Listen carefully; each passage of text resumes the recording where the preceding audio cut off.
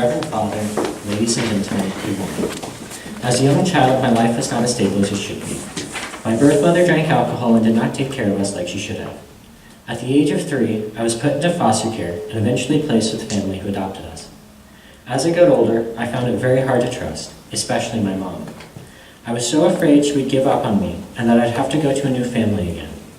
I chose to protect myself by blocking out my mom, but it only resulted in me fighting with her all the time. One day, me and my mom had a talk, but this time it was different, because I was finally willing to open up to her and listen. She promised me that she would never give up on me, and she didn't, even when I was really mean to her.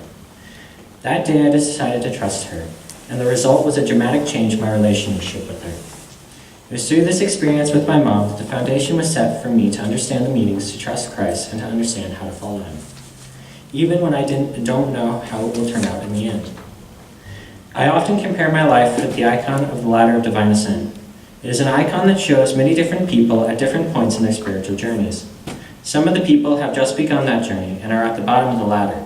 Other people are struggling to keep climbing, and sometimes the devil tempts them along the way and they fall off. Others have reached a point where they've almost made it to the top of the ladder. This icon reminds me that all of us struggle in life and that I am not alone. This icon reminds me that even though I have made changes in my relationship with my mom, I have to continually work at it, otherwise I could be tempted to go back to treating her how I used to before I trusted her. The same is true with my relationship with God. There was a long time when I felt like I climbed 1 or 2 rungs on the ladder and then fell back down to the bottom again. No matter how hard I tried, I just couldn't keep on the ladder. This process of trying to climb the ladder is the work of the church militant, or those of us currently fighting the good fight. We are all trying our hardest to grow closer to God. The church triumphant are those who have already fought the good fight and are in heaven.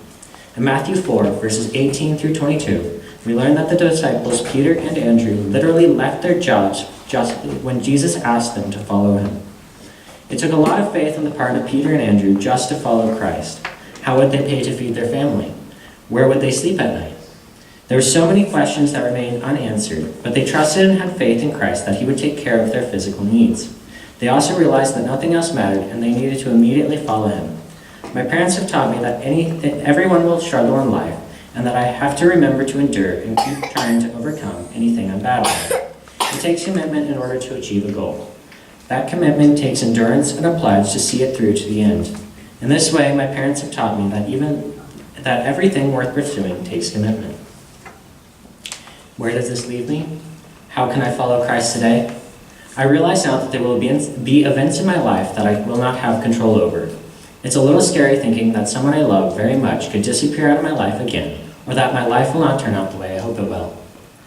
In this, my parents and priests have taught me that theosis is my goal in life. Theosis is the path to salvation. It is a lifelong process of trying to be more like God and love everyone with all my heart. Sometimes I find it hard to be nice to my brothers when they are not being nice to me.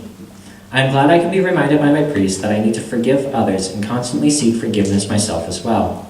Our priests have set an example for us of how to follow Christ. They have made a commitment in their ordination to always strive to serve God and to guide others to him. I'm not sure exactly where my path will take me as an adult yet, but I do know that I have made a commitment to follow Christ. This path may lead me to being an adult altar server, a monk, a deacon, or maybe working for an Orthodox charity. But I do know one thing for sure, that I will always strive to follow Christ in whatever my job is in the future. Thank you.